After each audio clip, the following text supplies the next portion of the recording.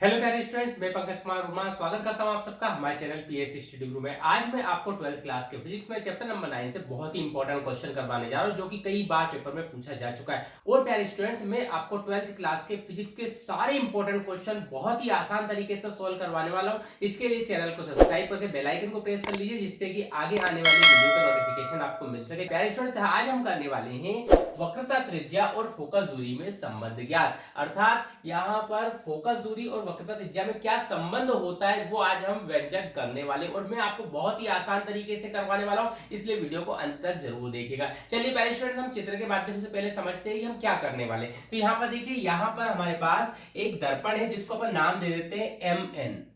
यहाँ पर अपन ने एक अवतल दर्पण ले लिया जिसको नाम दे दिया अपन ने MN। प्यारे स्टूडेंट्स, यहाँ पर देखिए, यहाँ पर Mn जो है वो एक अवतल दर्पण है। इस अवतल दर्पण के अंदर P जो है वो ध्रुव है, F जो है वो फोकस है और C जो है वो वक्रता केंद्र है। प्यारे स्टूडेंट्स, यहाँ पर एक प्रकाश किरण जो है वो मुख्य अक्ष के समांतर दर्पण पर आती है। ये एक प्रकाश किरण है जो समांतर, इस मुख्य अक्ष के समांतर इस दर्पण पर आई है। और हमें पता है कि दर्पण के जो नियम होते हैं उसके अनुसार जब भी कोई प्रकाश किरण मुख्य अक्ष के समांतर दर्पण पर आती है तो परावर्तन के बाद वो फोकस से जाती है। तो यहां से हमने इसे फोकस से गुजार दिया, ये यहां से चली गई। ठीक है, जब भी मुख्य अक्ष के समांतर आएगी तो परावर्तन के बाद फोकस से जाएगी। ये हमारे दर्पण का नियम होता है। अब प्यारे स्टूडेंट्स, यदि हम यहां पर एक अभिलंब खींच दें तो परावर्तन के नियम से हमें पता है कि जितना आपतन कोण होता है उतना ही परावर्तन कोण भी होता है। यदि आपतन कोण हमारा थीटा है तो परावर्तन कोण भी कितना हो जाएगा, थीटा हो जाएगा। तो यदि अपनी आने वाली किरण को हम नाम दे दें ए बी, ठीक है, और जाने वाली प्रकाश किरण कौन सी हो जाएगी, BF हो जाएगी। तो यहां पर हम कह सकते हैं कि आपतन कोण परावर्तन कोण के बराबर है। तो प्यारे स्टूडेंट, यहाँ पर हमने चित्र में बहुत कुछ बना दिया, ये सारी थ्योरी हमें यहाँ पर लिखनी है। तो देखिए किस तरीके से लिखते हैं हम। माना MN एक अवतल दर्पण है।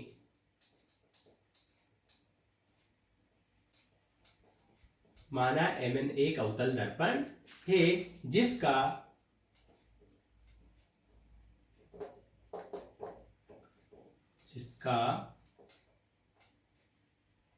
ध्रुव P, फोकस F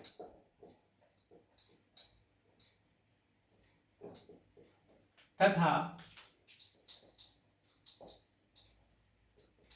वक्रता केंद्र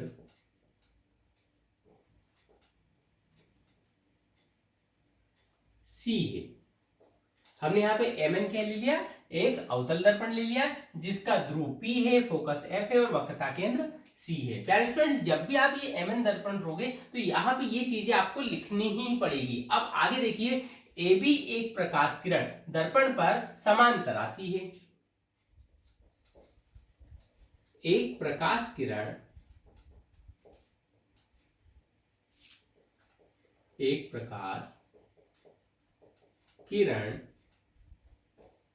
AB दर्पण पर समांतर आती है मुख्य अक्ष के।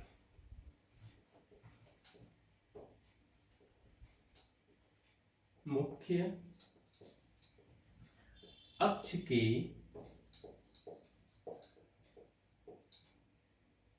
समांतर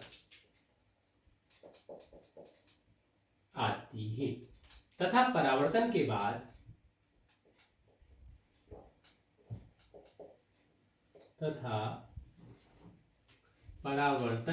बाद फोकस से जाती है।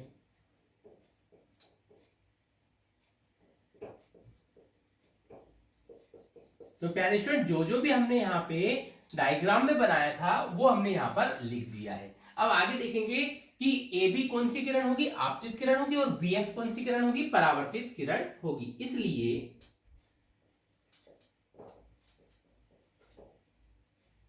इसलिए AB आपतित किरण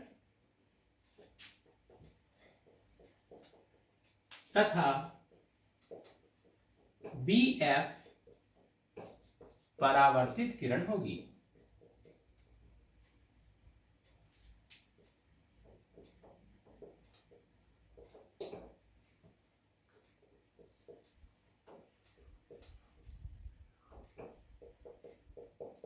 और हमें परावर्तन के नियम से पता है कि आपतन कोण परावर्तन कोण के बराबर होता है। जब यहाँ पे ए बी जो है वो आपतित किरण है, बी एफ जो है वो परावर्तित किरण है, इसका मतलब ये वाला कोण आपतन कोण होगा और ये वाला कोण परावर्तन कोण होगा। तो इसलिए अपन लिख देंगे इसलिए कोण।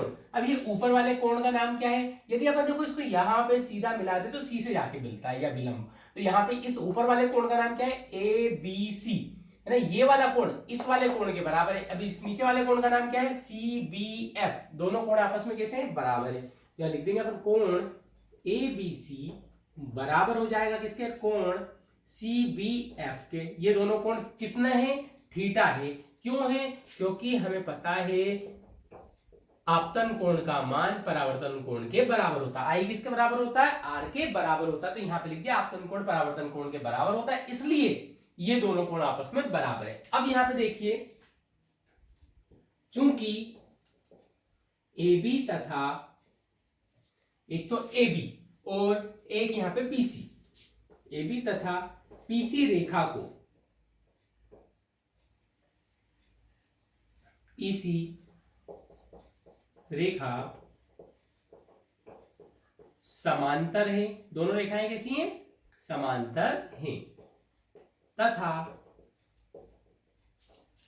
बीसी रेखा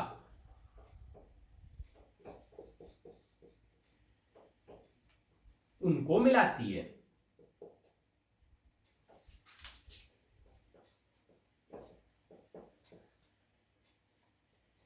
मिलाती है। तो प्यारे स्टूडेंट्स, जब भी कोई सी दो रेखा आपस में समांतर होती है और उनको कोई सी रेखा इस तरीके से मिलाती है, तो उनके ये दोनों कोण, ठीक है, ये दोनों कोण, एक ये वाला और एक ये वाला, आपस में कैसे होते हैं? बराबर होते हैं। अर्थात आप ऐसा भी समझ सकते हो कि जब कोई जेड आकृति बनती है तो ये दोनों कोण आपस में कैसे होंगे? बराबर होंगे। तो प्यारे स्टूडेंट्स, यहां पर देखिए जरा, यहां पर भी तो एक जेड आकृति बन रही, इधर गया फिर इधर आया फिर इधर गया, है ना। या फिर ये दोनों रेखाएं, इनको ये वाली रेखा जो मिला रही है, तो ये वाला कोण और ये वाला कोण आपस में कैसे होंगे? बराबर होंगे। तो प्यारे स्टूडेंट देखिए, यहाँ पे थीटा बन रहा है तो यहाँ पे भी कितना बनेगा? थीटा बनेगा। तो अब हमें ये लिखना है कि ये दोनों कोण भी आपस में कैसे हैं? बराबर है। उसका रीजन हमने लिख दिया है यहाँ पे कि दोनों रेखाएं समांतर है और बीसी रेखा उनको आपस में मिलाती है, इसलिए कोण इस ये वाला ऊपर वाला और ये वाला नीचे वाला, तो इस ऊपर वाले का नाम क्या है? ए बी सी, और इस नीचे वाले का नाम क्या है? इसका नाम है सी बी एफ। इस नीचे वाले का नाम क्या हो जाएगा? C B F. ये दोनों आपस में कैसे हो जाएंगे? ए बी सी बराबर हो जाएंगे किसके? बी सी एफ बराबर, दोनों कितने हैं? थीटा हो जाएंगे। क्यों हो जाएंगे? क्योंकि दोनों समांतर रेखा को बीसी रेखा आपस में मिलाती है। अब प्यारे स्टूडेंट्स देखिए जरा यहां पर ध्यान से, जब दोनों चीज अपन ने लिखी यहाँ पे, ये भी कोण एबीसी है, ये भी कोण एबीसी है, ये दोनों आपस में जब बराबर हैं तो ये दोनों भी आपस में कैसे होंगे? बराबर होंगे। जब भी देखो यहाँ पे, ये तो हमें क्लियर दिख रहा है कि ये भी थीटा है, ये भी थीटा है, तो किसी भी त्रिभुज के अंदर आपस में जब दो कोण बराबर होते हैं, ठीक है, ध्यान से सुनिएगा, जब भी किसी त्रिभुज के अंदर दो कोण आपस में बराबर होते हैं तो उनकी दो भुजाएं भी आपस में बराबर होंगी। ये एक प्रमेय है, हम पहले पढ़ चुके हैं इस प्रमेय के बारे में कि जब भी किसी त्रिभुज के अंदर दो कोण आपस में बराबर हो तो उनकी दो भुजाएं भी आपस में बराबर होंगी। तो प्यारे स्टूडेंट्स, यहां पर देखिए, हम यहां लिखेंगे त्रिभुज। त्रिभुज, अब ये त्रिभुज कौन सा है? ये त्रिभुज हमारा सी बी एफ। कौन सा त्रिभुज है ये? C B F. त्रिभुज सी बी एफ में इस त्रिभुज के अंदर दो कोण कौन कौन से आपस में बराबर? देखो ये दोनों बराबर हैं तो ये दोनों भी आपस में बराबर होंगे। यही तो है वो दो कोण जो बराबर हैं आपस में, एक तो CBF ये ऊपर वाला और एक BCF ये नीचे वाला। ये दोनों कोणों को अपने को क्या बताना है? बराबर बताना है। तो यहाँ पे लिखेंगे CBF में कोण CBF बराबर है किसके? कोण BCF के, और दोनों ही कितने? दोनों ही थीटा। और जब भी दो कोण, किसी त्रिभुज के अंदर दो कोण आपस में बराबर होते हैं तो उनकी दो भुजाएं भी बराबर होंगी। इसलिए यह लिख देंगे, इसलिए ये जो बी एफ है ये किसके बराबर है, एफ सी के बराबर हो जाएगी। बी एफ बराबर हो जाएगा किसके, एफ सी के। दो कोण बराबर है इसलिए दो भुजाएं आपस में बराबर होगी। ये बन गया हमारा समीकरण नंबर 1। अब प्यारे स्टूडेंट्स देखिए, यदि ये दर्पण का द्वारक छोटा होता, यदि दर्पण का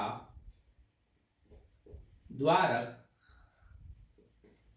छोटा हो, तो यदि दर्पण का द्वारक छोटा होता, अब देखो यहाँ पे यदि ये दर्पण को अपन छोटा कर देते, ये बी जो है वो यहां आके बनेगा। इसे छोटा करेंगे तो ये लाइन यहां से समांतर जाएगी, तो बी यहां आके बनेगा। तो ये जो बी एफ है ये इस पी एफ के बराबर हो जाएगा। यदि दर्पण का द्वारक छोटा हो तो बी एफ किसके बराबर हो जाएगा, पी एफ के बराबर हो जाएगा। तो यहाँ लिखेंगे यदि दर्पण का द्वारक छोटा हो तो ये जो बी एफ है ये किसके बराबर हो जाएगा, पी एफ के बराबर हो जाएगा। इसलिए समीकरण 1 में यदि अपन मान रख दें, इसलिए समीकरण 1 से बी एफ की यहां पे क्या लिख देंगे, पी एफ लिख देंगे। तो ये लिख दिया अपन ने पी एफ बराबर एफ सी। अब दोनों पक्षों में पी एफ जोड़ने पर, दोनों पक्षों में क्या करेंगे, पी एफ जोड़ देंगे। दोनों पक्षों में पी एफ जोड़ने पर, यदि दोनों पक्षों में पी एफ जोड़ दिया जाए तो प्यारे स्टूडेंट देखिए क्या हो जाएगा।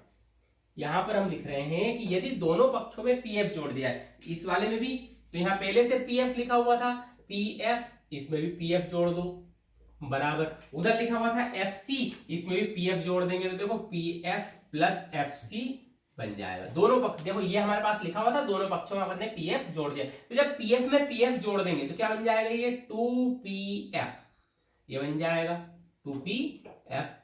यहाँ पे स्मॉल लेटर और कैपिटल लेटर का बहुत ध्यान रखिएगा, क्योंकि यहाँ पे स्मॉल लेटर में फोकस दूरी बन जाएगी। पहले स्टूडेंट यहाँ पे देखिए FC और PF दोनों को जोड़ देंगे। यदि PF और FC को दोनों जोड़ेंगे टोटल मिला के बन जाएगा PC।